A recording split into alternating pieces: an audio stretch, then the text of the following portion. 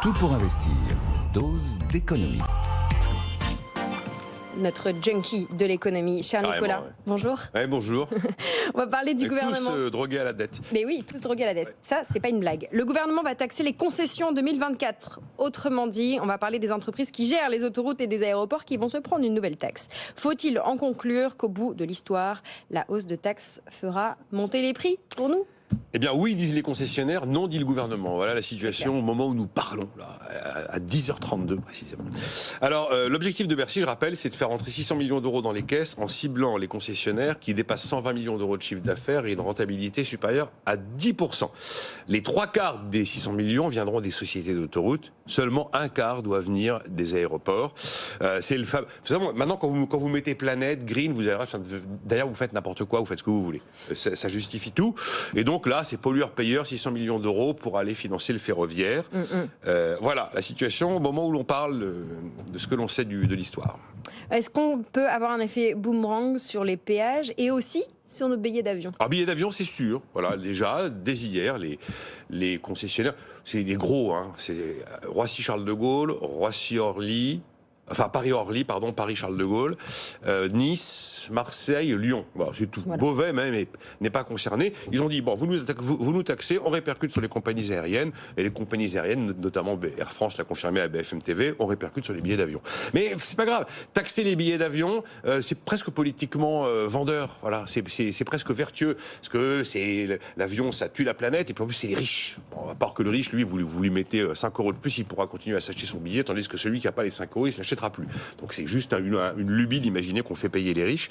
Alors qu'évidemment, les péages, c'est tout l'inverse politiquement. C'est éruptif, c'est épidermique.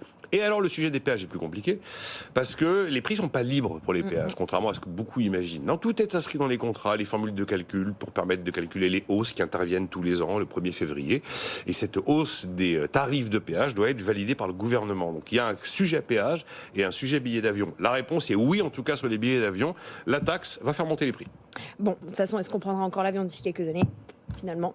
Bon, si je résume, l'incertitude, elle porte sur les péages d'autoroute. Oui. Les concessionnaires disent que la taxe fera monter le prix. Bercy dit l'inverse. Donc, il y a forcément quelqu'un qui a raison dans l'histoire. Oui, alors moi, je pense que Bercy se trompe.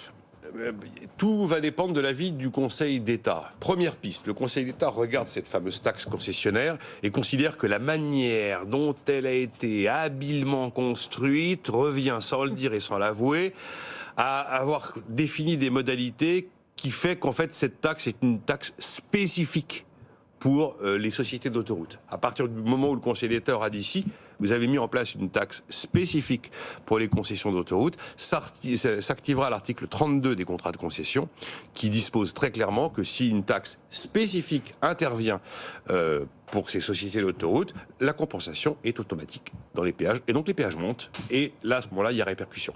Ou alors le Conseil d'État dit non, cette taxe n'a pas été taillée sur mesure pour les autoroutes. Il n'y a donc pas de taxe spécifique et donc il n'y aura pas d'activation de l'article 32. Et effectivement, au moment de la hausse des péages au mois de février, le gouvernement pourra valider une hausse correspondant à la formule de calcul sans répercussion de la taxe. Sauf que le Conseil d'État a déjà rendu plusieurs arrêts sur ces histoires d'autoroutes et dans le dernier, il dit très clairement que si une taxe sur les concessions revenait finalement à cibler exclusivement ou quasi exclusivement les sociétés d'autoroutes, il y aurait taxe spécifique et donc l'article 32 s'activerait.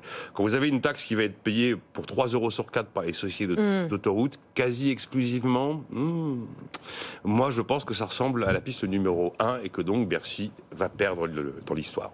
Voilà, merci d'avoir pas du tout aidé nos auditeurs à comprendre quelque chose. Quoi, vous n'avez pas compris ? Si, mais bon, on se dit à quel point la situation est compliquée. C'est un truc juridique, voilà, mais c'est l'automobiliste le perdant à l'arrivée. Voilà, prenez le vélo. Moralité, et plus l'avion non plus. Merci beaucoup Nicolas Dos.